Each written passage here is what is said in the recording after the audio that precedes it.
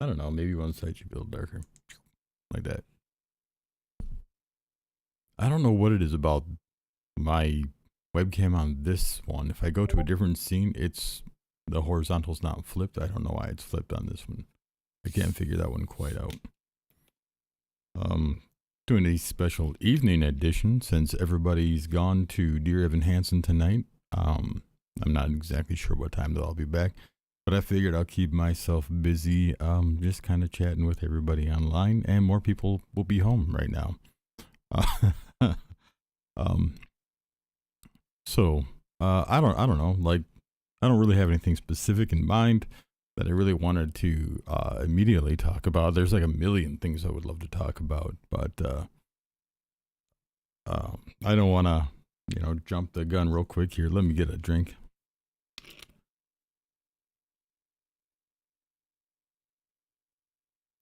Mountain Dew, nature's candy.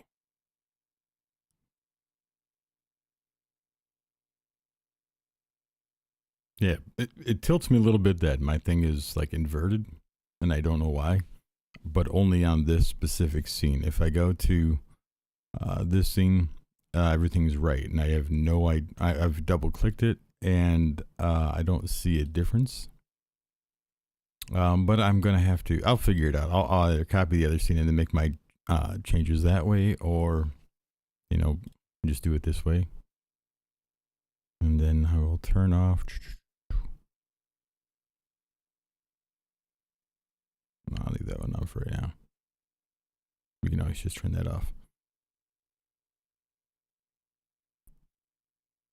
I can be a little smaller. I will be a little man.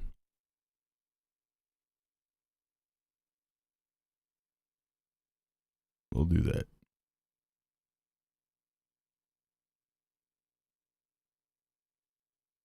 Editing it live on stream. Yeah, I'll get in the unedited version tonight. While I'm adjusting things here.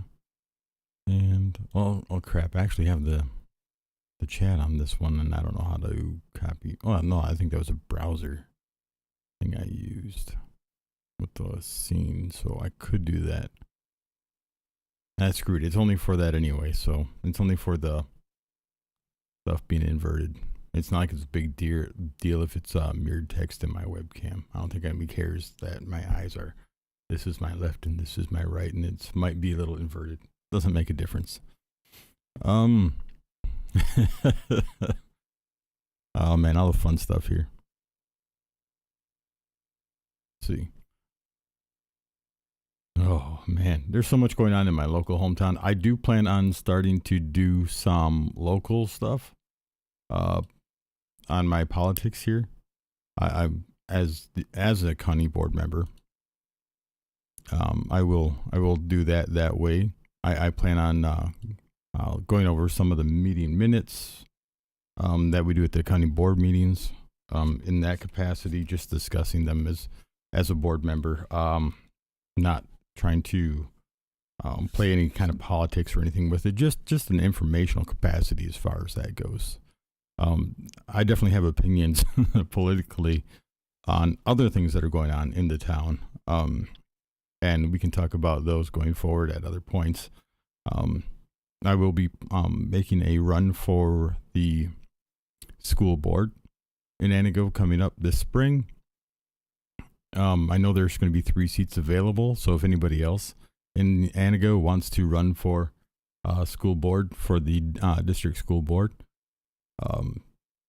I encourage it very much. I don't care if what your political bias is. A school board, I don't believe should be a politically biased position that you run for. The reality is that the school board is more about administrating the school and taking care of the budget, making sure that the faculty and the administration are doing their job correctly, and that our kids are being taken care of and getting a solid education, that they're coming out successful.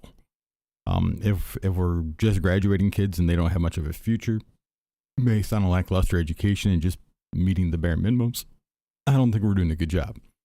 In Anago, we know that our school district is not Well, we're not. Let's say we're not in the top 50% of the state. We are not doing fantastic educationally, and There's so many things that could be impacting that. Obviously, there was the time out of school from COVID that impacted all students at all levels, and will take time to get back to those things to a degree, depending on how much the community, their parents, their friends, their family, whatever the case may be, may have invested into helping them get back to where they needed to be educationally. But realistically, we have to acknowledge the fact that kids are just they're going to be struggling because there was that break in there, and that education just wasn't at the same standard at that point, and it has not, I think, gotten quite back to the standard it needed to.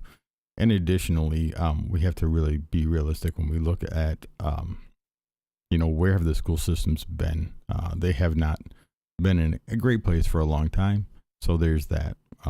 So if you think you can, if you have some ideas or whatever you think you want to bring to a school board, and you think you can, you would be interested in running for a school board seat, and you're really interested in helping out from that aspect, I encourage you to do so. You wouldn't just be running against me, you'd be running against anybody else who wants to run, and as well as the incumbents who are there, who I'm sure are going to run to keep their seats. Most of those folks, that I firmly believe that everybody wants to do what they believe is right. I don't think there's anybody in any town board, be it a township board or city board or county board or library board or any of these boards. I think everybody who's on those boards wants to do what they think is good. Now, we may disagree on what is good. So that's important for us to hash out in that board. And it's important to get, I believe, as many different kinds of opinions, as many different opinions as possible into that. And that means getting together with your constituents if you can, and hearing what they think. And that means people also have to attend those meetings or send letters or emails or do phone calls, text messaging, whatever the case may be. As many people as can make their voices heard in those things, the more the better. So people, this spring elections are coming up in Antigo, and that will be one of the positions that are up for grabs. I think the mayor position is still going to be up. I know we recently had one. Obviously, he left office not long after an investigation was launched, and the timing could have been coincidental to him moving to another city and leaving that position. I tend to think maybe it wasn't, but I don't know for a fact, so I'm not going to say that. If you want to look to see, you would be, your township would be, I think you're in Waukesha over there. So if you wanted to run for the township one, you would have to contact you'd have to get a hold of the town hall, I think, for that, or maybe through I think the county clerk is where I put in for running for the county board. Usually in spring elections, you'll see a number of seats come up. Usually they're like 2 years. And then every other year, you'll get some seats will come up and other seats will not. And it's not something where a lot of people, you don't have to have somebody run for that seat. If nobody runs for the seat, it can actually be vacant.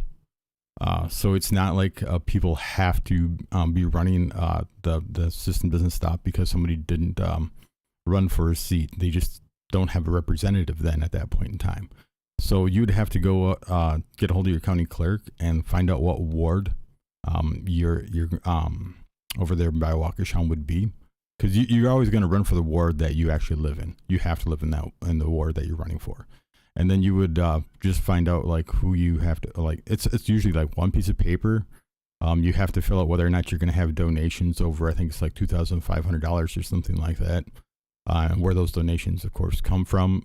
I didn't have any donations because I didn't want to run like that, period. I was not interested in having anybody support my campaign or anything like that. I just wanted to, I kind of did it like this, without the video even. I just posted online, did some talking online about different things, and put my name in the hat, really. And it doesn't even take a lot of votes nominally. If your area is an area that doesn't do a lot of voting, you can win with next to no votes whatsoever. Some people make it with only 4 votes for them, and they're in because nobody else even got a vote and nobody else ran. So your county board members may not be people who necessarily reflect you in your ward, but if nobody knows who is running or what they stand for, or they're not invested in it, it's really, really easy.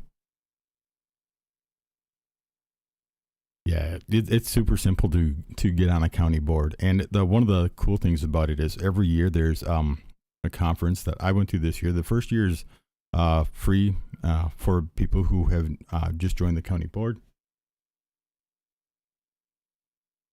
Was that my cat or was that the door?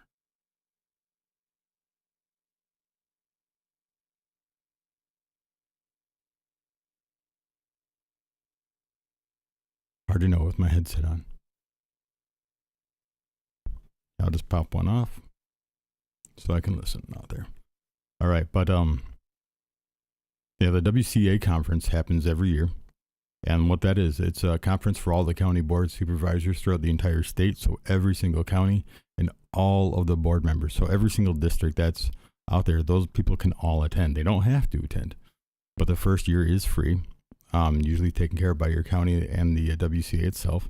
They put you up at a hotel. It's like 2 or 3 days, and they have all kinds of I think they call them meetings, but essentially what they are is like small seminars where they have people who do like classes and they talk to you about different things that affect the state, and they teach you a little bit about how the rules of a meeting work and how to participate better and more effectively in those meetings. One of the things that they don't really tell you about when you first get into a board, at least our board did not. I can't say it's like all the boards, but our board didn't tell everybody like what all the different committees were that existed even necessarily. You could see a list of them, but you don't know exactly what all things go into each different committee. You don't know all the details of all of them, and you can only sign up for, like for us, there was 2 committee, you can only get assigned to 2 committees, and you have to list all the committees you're interested in. And I believe it's the chairman or the city administrator that determine which ones you get on. I got onto public health and public properties. So those are the ones that I ended up on. I'm really hoping that in the future I can make my a move to some of the more pertinent ones that I think definitely have more impact, such as admin. But there are some good people on admin, so it's not like I feel like we don't have a good administrative committee. I would just like to have more voice, but I can still attend those meetings. I just don't get paid for those going to those meetings. And then I have to behave as a member of the public during that time. So I have to wait for them to say that, we have the opportunity to speak, which is fine. It still allows me to have a voice. I don't have a vote necessarily in those meetings. But of course, at each meeting, at each committee meeting, you're voting for things that are going to be sent up to the county board, the full board, to get approved most of the time, unless it's underneath a specific budget amount. Then committees do have rights to do certain things underneath a certain dollar amount that they can just approve themselves. But there are definitely things that have to go through the full board for approval, whether or not a committee approves it. So all you're doing for a lot of the point at those committee meetings is saying like, hey, we all agree that this is something that's important that we agree with. Let's send this up to the main meeting so that the rest of the board can hear about it. We'll talk about it at that meeting. Then we'll take a full board vote. It hasn't happened all the time that way correctly. And that's something that's come up and we are working here to fix. And it hasn't been like heavily abused or anything like that. It's not that. It's just trying to get we just want to rectify some systems. But I'll talk about that kind of stuff more in the Anago County Board ones. In time intensive, honestly, not bad. Each meeting, so I'm on 2 committees. I can go to other ones if I want to. I don't have to. There's no requirement to go to other ones. And then there's the main county board meeting a month. And most county boards are very similar in this regard. It really depends on how much people decide to talk and how much community involvement there is. I know our specific rules for if the community wants to speak at it, they have to sign up and then they have 3 minutes to say their piece. and that's it. And then they have to step back, and the next person gets to talk. And unfortunately, we don't have a lot of community involvement so far, but we are getting more, and I'm very excited about that. I heavily encourage people in the community to one, check your there should be a county website for everybody. You can actually just Google. I forget. I've never bookmarked the damn page. I keep forgetting to. So I just always Google like Langlade County Board meeting minutes, and it'll take me right to the Langlade County Board page, and I can look at each month's stuff, and I can see all the different committees there, and look at the minutes and the agendas and everything right there. So you can see the agendas even coming up a lot of the times through that. So it's really nice. Most of the meetings are usually between a half an hour to 45 minutes, unless like things get carried away. And then of course you have your annual budget meeting, which depending on which county you live in and how they conduct that is very different. I found out that recently we have altered the way we do our budget meeting, and we've had some discussion, and there's going to be some going forward on how we conduct our budget meeting, because this year we had received highlights. It was like 5 pages of highlights of the budget, and I'm the guy who, like, I used to go through the White House budgets, the federal budgets, and break down things through massive like selections of departments. Because if you've ever been there, you can really drill down in the federal budget. It's completely public, completely available. Anybody can go and look at it and see what all the different things are, and they get really, really detailed with it. So you can see a lot of the money. And outstanding, Doug. Outstanding. But yeah, I really enjoy seeing like all of the information. So when we got to our budget meeting, I was kind of really expecting like maybe like a 2-hour meeting. I was all prepared for that. A really, in-depth kind of, here's all of the budgets. Here's a breakdown of all of the different accounts. Here's what all this goes to in each one of these things. And unfortunately it was, five pages. So it was front and back, I'll give it that, but it was mostly just highlights. I guess like the administrator, his position is that, he didn't want to kind of like overload people with a lot of information that they weren't necessarily going to understand, or maybe, feel like it was more of, an overload of information too much at one time. With accounts that they don't fully understand, so that they may kind of knee-jerk react and be like, oh, this is a lot for this is a lot for this, and then there would be a lot of contention. And I do, to a degree, understand that very much. I do. I've had a lot of really deep talks about a lot of different stuff financially over the years. And, I worked at Walmart. I did a lot of stuff with budgeting and financing there back in the day. Way back. Anybody who's ever been a department manager way back in the day at Walmart, you get your store within a store reports, your SWOS reports, and you had a lot of budget information in there. You did a lot more back in the day as a department manager than most people do now, even as coaches. It's kind of weird how little people are involved in the budgeting aspect nowadays. Like, they just don't get a lot of access to that information. They're not working on that same level. But that did exist then. And even in the Marine Corps, I worked alongside some of the staff sergeants and gunnery sergeants who did stuff with the budgeting. So I got to know a lot of that stuff there. So coming out here and being in charge of a budget over an entire county, and then not being able to go over that in detail was, I was like, well, shit, this is the meeting we're supposed to approve it at. How am I supposed to approve all of this if I don't actually know all of it? And this isn't even all of it. So I felt like kind of like put on the spot there. And so we did end up approving that budget. The thing was, like, a lot of us, we decided that we wanted to approve it because if we don't approve that budget, then all the other townships that are going to get apportioned from that, they would then be affected, and they wouldn't be able to necessarily get their budgets done on time. So we needed to make sure that happened, but we have to be able to address the budget later. The very cool thing was I was able to talk to the administrator who does our budget for the city and county and sit down with him. He gave me the spreadsheet that he was working on. It's the full legitimate sheet. He didn't pull any punches or hide anything. It was very cool. He spent like 2.5 hours going over a lot of the details with me. I think he seemed kind of impressed that I had as many thought out questions and intelligent questions as I did.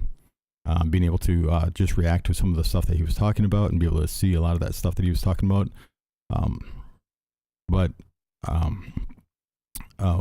I think it went very well. I was really grateful for all the information that he was able to give me, and that information is public. So anybody from the Langlade County who wants maybe to know something about that information, I would be happy to share that information and try to discuss what I can from it, from what I understand. I can't say that I would know every single account and what each and every single account, of course, is all about. That would be, I don't want to be disingenuous that way. So I would be able to go over some details, but if there was something that I did not know or could only guess at, I would rather not do that. And I would say, in that case, contact the city administrator, and he would probably be able to answer any of those questions. If he has time, he's usually good about just answering things straight up. You can always make an appointment and go talk to him at a convenient point in time. The people who work there, for the most part, from what I've seen, are very good people. I don't think I've seen any real problems with them myself.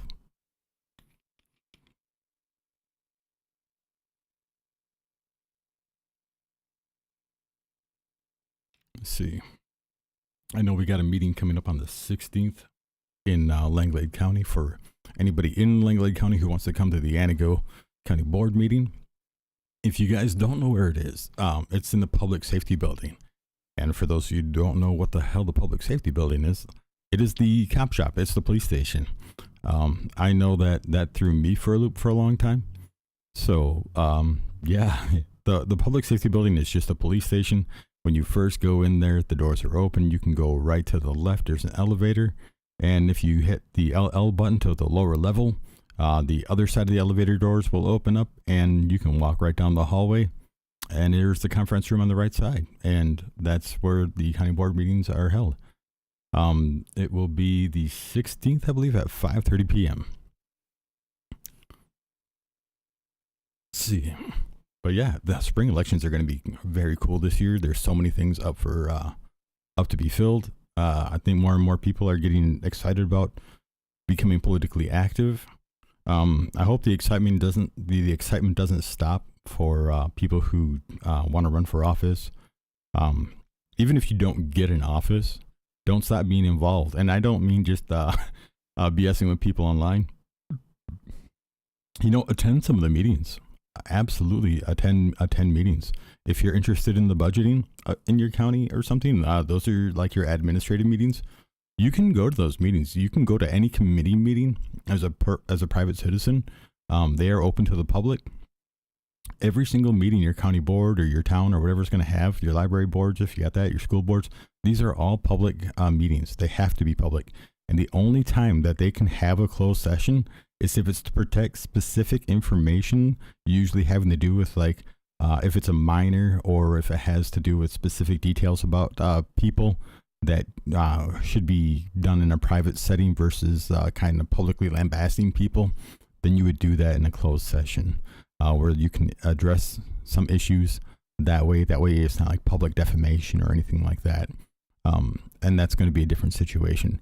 But yeah, 99% of the time, all these meetings are open to the public, and you guys can come in, sign up if you want to say something about it. If you want to say something about a specific subject, a lot of times you have to sign up for the committee meetings. You have to sign up for I think it's the next meeting that they're going to have. You have to sign up to speak. I'm not a huge fan of that. I am going to look to hopefully change that rule so that people can actually address what we're speaking about at this meeting. I would like to observe that one. In 30 days, who's going to remember? A lot of people, they don't have that kind of attention span. I don't think we should take away people's voices because they have a short attention span. But that's just me. I think people should be able to, if they feel like they have something to say on a subject, I think we should allow them to have that choice to speak. If you're wondering what the Carafun thing was for, I was just trying to think of things to talk about, and karaoke it's always in the back of my head as somebody who ran karaoke for so many years, and a lot of KJs nowadays use Carafun. And if you're wondering why so many of them use Carafun, it's because essentially it's very, very simple, and a lot of it's free. Being a karaoke host back in the day was super, super expensive. you're looking at having to buy how many albums, and most of the time you were buying an entire CD of songs, so like 8 to 10 songs, and you know full well like 2 of them songs are gonna get sung off that disc. Hey, what's up, Garrett? And so yeah, you mean K-Trace back in the day, we bought thousands and thousands of CDs, knowing full well that every single time we were going to do a show in an area, most of the time those singers were going to sing the same songs. So you might go to a bar, like, say one of the ones I was doing at Antigo, and when you've got like 10 staple singers there, I'm doing pretty good, man. I'm doing all right. A little breathy. But I got the spins. I've been having the spins lately, but I got those, I think, under regard. It's not bad when I'm sitting down. So I'm just, this is helping me. But yeah, like going to the same bars, doing the same shows, and most of the time the singers just singing the same song. So it became very not economical to try to keep up all the time. One of the cool things for me was I got in it at a good time when a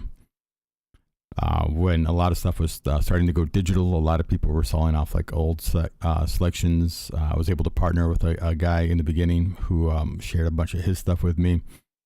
So I was able to take advantage of that. And that really helped me get my start going pretty well. And then me and my buddy Marty, I was actually talking to Tim about this the other day, if I'm not mistaken, about how when I first started doing karaoke, I started off with my brother Marty. He's not my brother in blood, but he's my brother from another mother, right? And so we did like this Bob and Tom kind of show where we would always like, make jokes and do little witty bits of banter back and forth while we were, going in between singers. And I started off doing DJ breaks after a while, because if you only had like 5 to 10 singers a night, sometimes, some of it, not all of it.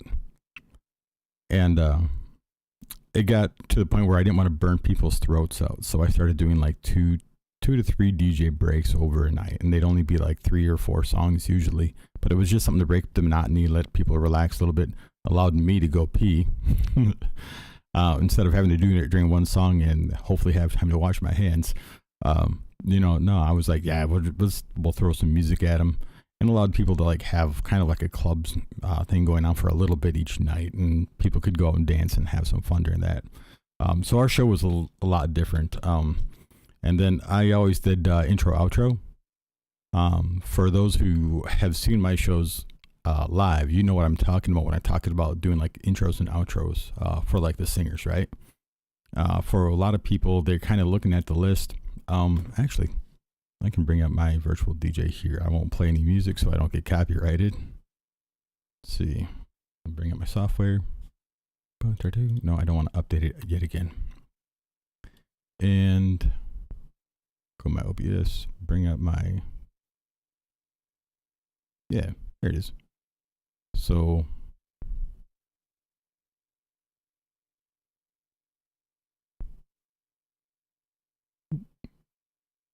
this is essentially the software that I use for DJing. When I do it, this is Virtual DJ. This is just, I would say it's the free home edition, but it's absolutely not. There is a free home edition that you can use. I paid the $300 for the lifetime edition, which I'll be honest with you, $300 for this software to be able to use it for the, entirety of my life and have all the advantages of everything that's in this thing is kind of wild and awesome. This is really, really good software. One of the cool things for me is that, one, you have the auto mix list that we're looking at right here, right? You can save it if you want. This software automatically by default saves it. Virtual DJ 7 did not automatically save it. You could create playlists. That would be over here on, my list. That's what this is. I saved it, but it's always going to have it unless I remove it anyway. This is just in case of like mission critical kind of failure stuff. But there is, on this new version, there's karaoke list right here. And then you can add the singer's name and stuff. You can do all sorts of crap with it. So if I wanted to add a singer's name, I click the little gear, add singer's name, whoop, and then it says name. All right. And then whoever was going to be next would have, oh, I forgot it. There. Um, Whoever was going to be next, it would show that on the screen if you go through the karaoke settings and choose that. And that's a pretty cool option. I forgot I don't have it in the classic mode. Let's see. If I go here and go to my interface, let me choose one of my skins here. All right. So this is more of a classic kind of skin. Oh, it's still gonna change it automatically to that. All right. Well, this is one that I made back in the day. They're almost, but they're not. All right. But let's see. We knew my cheesy Mardi Gras purple skin that I did for one of my shows. But the cool thing is there's that, like, you can have all of the list here, and then if you want to, you can actually have it set to autoplay your side list. So if I go here and click my little configuration, you can go background music, or no, that's the background image, background music. You can choose what list you want it to play off of. And then there's even options in your settings so that when it plays that list, it drops down to a different decibel level. And the reason that that's great is that if you have that background music and it's still loud, that is feeling sad and lonely. But having those options is great to just make it quieter. That way the music's still going in the background. And some folks have this. Carafun does do this, if I'm not mistaken. But you can just turn that volume decibel down. I think Carafun has the option. I haven't seen everybody use that option. So by all means, if you're using like Carafun players or something like that, check and make sure if you have that background music option to automatically drop your decibels of the music. And I would say suggest between 6 and 10 decibels. Play with it. Depends on like how loud you're playing. If you're playing loud, you don't want to drop as much, just because it'll be like very prominent and people are like, whoa, where'd it go? Yeah. And then when you start it back up to the next song, it'll feel like you're being blown out. So you just want to make it a little bit quieter, that your voice, you know, your DJ stands over and is on top of that. But I think I did like 10 different versions of DJ software when I first started playing with, DJing and everything in the very beginning. The first one was actually also called Virtual DJ. It's just very, very, very, very different, very blunt. It sucked, man. That software was absolutely terrible. I would not recommend the other Virtual DJ. This one is just Virtual DJ from virtualdj.com.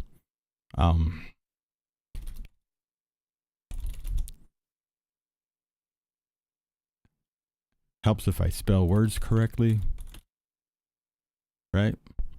All right, so virtualdj.com, the site will look like this. You can actually download it completely for free and use a lot of the stuff for free. And the cool thing is, like, you can even subscribe to their karaoke service, and it'll be just like Carafun. You can use, I think it actually access a lot of Carafun music, so you can use it for that. You can also use it for DJing. There's online DJ streams, but of course I have tons and tons of music. So if I were to go to like local music, go to my desktop drives, my D drive, and go to my music. Like, I have just tons and tons and tons and tons of music. Like, this isn't even my main music folders. My actual DJ music folder is actually called DJ music, and then that one's alphabetized. So there's tons and tons and tons and tons of music in all this, right? So if you've got your own libraries like that, you can absolutely access them and add everything. And I got a lot of my stuff from like iDJ Pool, which is only like $10 a month or something, depending on how you're subscribing and all the different stuff you want access to. This does video. It does every form of audio. So it doesn't matter if it's FLAC, WAV, MP3, MP4, whatever the case it might be. It'll play it all. It'll auto mix it all. And when you're auto mixing, you can actually set it what kind of fades you want and the length of that fade. Right now, just listening at home, I throw a 16 on. When I'm DJing, it's 8 or 4, depending on the kind of music that I'm playing. So, you take that into account, right? I highly recommend this for a lot of folks. If you really want to get detailed into it, I would use something like this. Carafun is it's fine for karaoke and basic stuff. I don't think it doesn't do the full job as well as an actual DJ software will be. And you can use a deck. And what I mean by deck is one of these guys. You can absolutely use something fancy like that. I actually bought this years ago and I think I used it like once. It works fine. I just never had time to actually get into it the way I wanted to, where I would actually get to, do scratch mixing. I figure why bring the scratch mixer if I don't actually get to do that? But yeah, I mean that virtual DJ can use all sorts of those controllers. But I always just used the keyboard that was built into my laptop. And then the other thing I would do was, the samplers. I would use samplers. So this one looks a little bit different than mine did before, where I had them across the screen, but you can insert your own your own waves and stuff. I have like stuff like Bullwinkle, Bob and Tom. I've got some George Bushisms, Real Men of Genius, stuff like that. If you're into music and you actually know what these things are, you got hits, cuts, slices, all kinds of stuff. Let's see. Trying to remember what the folder was called, then that way I could just look it up. But you got fades, all kinds of stuff that just risers, drops. There we go. I got these from mixaloop.com back in the day, and it's literally just. Oh, do I not have this going through the mains? No.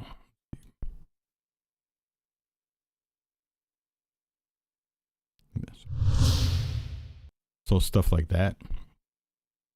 And you would just set that on whatever sampler, and then that would be linked to like your keys 1 through 0. And then so as you're going from a track to track, you would just, start fading out maybe your bass, hit a drop or something, and then do your transitions that way. And it's the stupidest stuff in the world. It's very, very simple, honestly, in the end. But it changes the elements and the fanciness of your show so much to be doing something so simple. And one of the things, I tell you what, man, any of you guys out there who do karaoke, like, I guarantee you, people who've done karaoke for a long time, you got a favorite brand. Everybody who loves karaoke, who's done it for a long time, has a favorite brand of karaoke, and they know that, like, whatever songs they sing, they know those songs by that brand specifically, because every one of those brands sounds differently, but a lot of them, the lyrics are even slightly different. And for me, Sound Choice, for a very long time, Sound Choice, of course, doesn't exist anymore. As far as like, they're no longer producing new content and new karaoke. Unfortunately, Chartbuster went the same way not many years after. Gosh, there was Sunfly, Zoom. There was dozens of them. I have big chunks of a lot of their libraries in my selection, built up over friggin' years. But Carafun does a decent job with a lot of the songs, but they don't with some songs as well. And it's the only problem I have with ones like Carafun is that if they didn't pay for the full licensing, it's one of the reasons they can do it cheaper is because they're not paying for the full licensing. If you change things so much, you no longer have to pay for the IP. So I just thought the FCC is watching. I don't care. I'm legit. But if they don't pay for that licensing, they can change it. Or if they don't want to pay for that licensing, they can change it up. They can make it cheap. But the downside of that, of course, is that you don't get the same quality either, and the lyrics will be different. And it's already hard enough if you're drinking and singing songs, and half the time you don't even understand what they're saying on the radio, so you're just kind of making that shit up as you go. And then you get to a karaoke brand that's changing them even more, and you're just like, I don't even know what's right or wrong anymore. It's changing everything on me. So that's the only issue I really have with Care Fun is how much they change a lot of their songs. There is stuff too where they do change elements of like the mix, and that won't bother 90% of people either. But for a guy whose ears are all about the sound and making sure all the mixes are right, oh man, that thing is killer. Anytime where the sound is just different for something really throws you off. It gets hard to harmonize with if they change the key, stuff like that. It just whips you for a 180. So if you can get away with not doing it, what I did for a long time, because if I didn't have something, I would absolutely be more than happy to pay for it. So I had like buykaraokedownloads.com, a number of different modern sites. Ones that work in the U.S. There are some that will only work in Europe because why not? Licensing between the United States and Europe is freaking funky. So some sites will sell it to you if you're in Europe, but they will not sell to you if you're in the United States. It sucks, but sometimes it'd be like that. But I had a couple of sites that I could legally buy the track, so I would just buy the track. They're like what, $3 I think, $2.99 for most of them. And if a guy's gonna keep, or guy or girl is gonna keep coming to my shows and singing songs, I never minded spending $3 for a song here or there.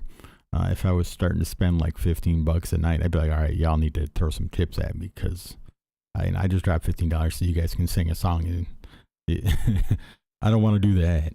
But yeah, absolutely never minded just buying the more songs for people.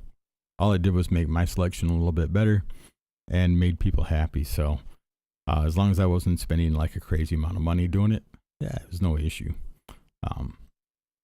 So I would recommend having that as an option for yourself in the future. I'm not saying you have to just tell them, hey man, you got $3, I'll go buy it right now. Some people actually just give you the money to go do it. Some people will give you more than that just to go do it. They're like, oh man, that's great. Shit, all I got's a $5, man, keep it, whatever. People will be happy to do that because they're excited whenever a karaoke host is willing to go a little bit further than your average karaoke host. Oh shit, I was going to talk about intros and outros between singers. I guess it's not like a huge thing. I don't even know if I could do it anymore, to be honest with you. Kind of had to be like in the moment. It's like when somebody asks you to do like an impression or something, and you're like, you got to be in that headspace. It's hard to do when you're not really in that headspace. But like say, we'll use Tim, like, all right, ladies and gentlemen, that was Tim right there. Put your hands together, give him a big round of applause. Let him know that we appreciate the hell out of that. And then I would say something about the song that he's sang, like use it like a bit of witticism. Try to tie like a pun or something into it, like, oh man, the dogs did find that track for you, man. Stone Temple Pilots. So we're coming at you guys next. We're going to have Dave up on the mic. Dave, come on over here. All right, Dave's going to be hitting us off with this new song by Toe Jam and Earl, for any PlayStation fans out there, and Toe Jam and Earl and Planet Funkatron. But that would be like how I would intro and outro things. Just a little bit of that kind of, I don't know, call it pizzazz voice. It threw an element into our show that a lot of people didn't have. And it made announcing people feel less monotonous. As obviously a lot of people, when they say, oh, like so-and-so is up next,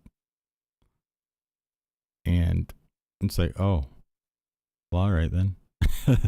It just doesn't have that same kind of like, all right, let's keep that energy up, let's keep the energy going.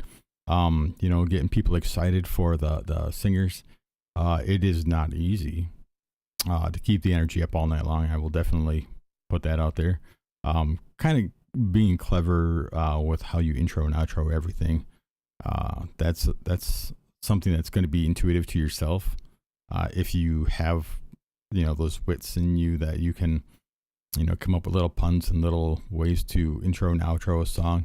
And it might be something you build up over time if you decide you want to do it, but obviously you don't have to do that. I would never suggest somebody do the show. There's no wrong way to do your show as long as everybody's having a good time. That's the number one rule. There's no wrong way to host the karaoke show as long as everybody's having a good damn time at your karaoke show. All right? There's one way to know when you're doing stuff wrong at your karaoke show. People stop coming. That's the answer. And a lot of the times you can be doing stuff wrong and there's so little karaoke right now that people will still come. That doesn't mean that you shouldn't obviously still always want to do better or do more. That is, of course, a personality trait that falls into specific people as well. Some people will never be happy with what they're doing. They will always want to bring things to that next level. If you're happy with where you're at, then you're happy with where you're at, and that's cool. My brother asked me one time, or advised me one time, that I could make more money doing weddings than I could make when I was doing my live sound. And I'm like, well, yeah, I know. I did weddings for a while. And I did like doing weddings. I did like DJing them. However, the stress that I personally put on myself was so crazy high, because to me, it was like this huge ordeal. Like my wife and I, when we got married, we were married right after 9/11. I was actually flying home on the 12th to get married. I was supposed to go, or no, on the 11th to get married. I was supposed to go home on the 12th. They bumped my flight up one day. Ended up going home on the 11th, which, as much as that sucked, worked out, because if I had still been planning for the 12th, it wouldn't have happened quite then. Who knows what the future, who knows what that all would have changed. But as it happened, I flew home early on the 11th when everything was going on. And a lot of stuff didn't work out. We didn't have a lot of money, so we didn't have a DJ or a band. We had a little stereo, man, like a little stereo, like one of those $15 Walmart special stereos. So for me, whenever I was doing a wedding, I wanted it to be so perfect, so much better than anything I could realistically have done. So I was always unhappy with myself in that regard. I never felt like I measured up to what my expectations were. I was overcritical of myself, and my stress levels were through the roof. So that's why I felt better about sound. And don't get me wrong, I was super critical of myself with the sound as well. But the band was obviously like the 99% of it. I felt like they were controlling so many aspects. They played all the instruments. They, all the attention was on them. So I could sit in the back and run the board and do my thing back there. And I felt better about that. It was a lot more, a lot less stressful, other than Hodag when, we trip a breaker or something. Obviously, that's a whole different ball of wax when your sound goes out in a room full of a couple thousand people. Not a situation without stress there, but a lot less so than during a wedding. So it's not that I didn't like doing weddings, or that, obviously there was a lot more money in weddings. I just could not, I couldn't take the stress I put on myself for those shows. And then it was like a, 12 to 16 hour day to do everything, move around all the places. You're doing weddings for a lot of young people most of the time, and they want very specific kinds of music as the evening progresses. And of course, a lot of the older people do not want that kind of music as the evening progresses. And they're like, well, I can't believe you would play something like this. I'm like, ma'am, I played Josh Groban earlier. I don't know what you want from me. Like, I play all the classics. I play all the religious stuff. I can play anything. I'm super eclectic, so I actually like all of this stuff too as well. But you start off the evening doing 50s, 60s, 70s, 80s, working your way up through some of the old school classics and stuff, and you build into the more poppy stuff and the bigger floor busters and floor fillers in the later evening. And then as you get into the late night, then you can do some of because most of the older folks are gone by then. You can do most of the stuff that the younger crowd really, really wants. That wouldn't necessarily be appropriate. I mean, one of the reasons folks hired me was A, my personality, and B, I played a lot of club style music. So when they hired me, a lot of people, they wanted that into their wedding night. And it's the hardest thing in the world to try to figure out how to make that. Like I could physically do it, like, you know, hitting those buttons and putting them in the order. That was very simple. But looking Gam in the eyes while you're doing that that's a lot harder. So if you guys hire a DJ and you want that kind of music going on, you always have to keep that in mind, that you're not just asking the DJ to play that music for you. He's playing that music for Gammy. So he's trying to figure out how to make that happen and make sure that grandma's not going to come up there and exercise him and make him feel like a terrible person for wanting to play that music for you. We absolutely want to play whatever music you want. We just want to make sure that everybody else is at least somewhat happy to a degree and not going to stab us with a spoon for the safety and, you know, innocence of their granddaughters.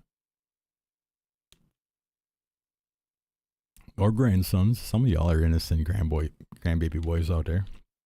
I'm not going to say y'all nasty men. Well, y'all nasty men. Be honest. Right? Yeah, I mean, I do miss DJing a lot. I keep hoping that if I can get my voice back to a better place like it used to be. A lot of you guys were there for back in the day when I could sing, you know, like a Pearl Jam Last Kiss, and you get that high note at the end, and I could still hit that fairly easy. I mean, how much could I sing back in the day? I sang all over the damn place. Just sang all the time. So it was easy for me to start singing everywhere. I could hit all the notes, but nowadays I can do like one or two songs before my throat's kind of shot, and I can't. It pinches as I go up to the mid highs. Where a lot of you guys sit comfortably, that's where I struggle right now, and I would give anything to swap voices with some of y'all. I really would. Just is what it is, I guess. Long COVID has taken a huge toll on me, and I'm still trying to figure out how to get back from that. The weather this week, man, I tell you what, I don't know about you guys, but I can feel it. It's in my head. I feel very lightheaded lately. I get the spins.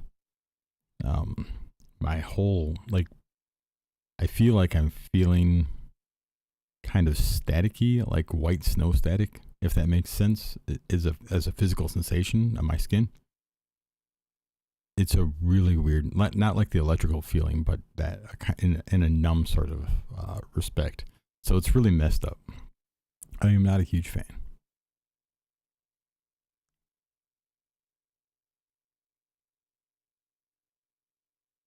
So I've been working on figuring that out. Every couple days, I get it in my head, like maybe I could get back to work in a week or so. Maybe I could get back to work in a week or so. I'll figure something out. I'll work hard, and then I walk from one room to the next, and you know, I'll almost tip over, or you know, my legs will feel like they're completely almost dead, and it's a struggle to do the walking. And then I'm going, or I pick up something like a soda in my hand. I have no strength in my forearm or wrist, and I'm like kind of like trying to carry something because I'm trying not to drop it, but I don't have any strength there. I have to deal with the fact that I just don't have that right now in me. I just can't. I would love to, but I can't. I miss working with a passion. I miss everything with a passion. I miss going out and just getting to be with people and help people, you know, achieve that next level. I cannot tell you how proud I am of the people that I talked to about becoming team leads when I was there at Walmart, and seeing them now as team leads. I know other people want to take credit, but fuck them. Y'all my boys. Y'all my people. I worked hard to get you guys to believe in yourself and to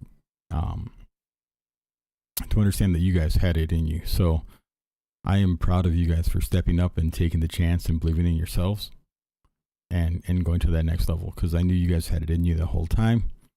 You guys are really great people, and I believe wholly in what you guys can do. Some of you guys helped me get to where I was.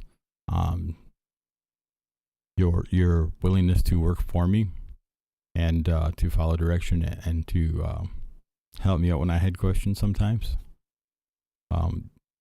That's what that to me, being a leader was always that. Being able to ask questions of people who I was supposed to just tell what to do all the time according to everybody else, and go, no, I could just tell them what to do, but I don't necessarily know everything. And these guys have been here in many cases longer than I have in some of these areas. I'm smart. Yes, absolutely. My comprehension is fantastic. But just being able to understand things, to comprehend things, doesn't mean that you just inherently know things. Somebody still has to give you that information. Somebody still has to give you, the stuff to build up on. So if you don't have something to comprehend, comprehension is worthless. IQ is just comprehension and application. So somebody had to give me information. Somebody had to teach me things. And being a good leader, I still wanted to have people teach me things and give me ideas every day. My ladies in entertainment, I would ask them questions sometimes about things. I would say, hey, I got an idea, and I would give them some of the thoughts that I had, and then I would ask them about what they thought about that idea, and then they would tell me some things, some of my thoughts that they had. And sometimes they would tell me like, no, that's kind of dumb, and I'd be like, wait, what? Why? Why is that dumb? And they would tell me, like the problems they had about it, and I'm like, oh no, you're right. Okay, I didn't even think about that.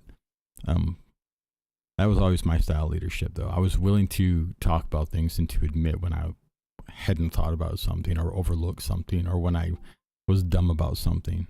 It was important to me for that, to do that, to be human, to be real. So I hope that, our leaders that we're building up, that some of you guys that I believed in, who then think about maybe taking those steps to be a team lead back then, that you now that you're in that team lead position, that you're taking some of those lessons from me and working with your teams, getting ideas from your teams, and that you're willing to sometimes admit when you're wrong or when you don't know something, and get ideas from your teams. Talk to your people. Let them help come up with ideas too, new plans, new things. Ideas can come from anywhere at any time, and it's a fool that just kind of dismisses people just out of pocket just because.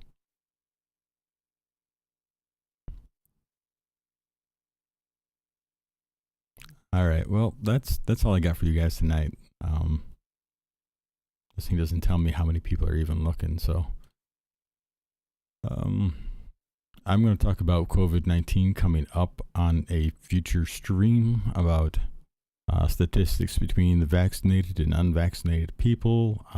It's been another issue of contention. I don't know how this is coming back again. There's so much false information still going around about it.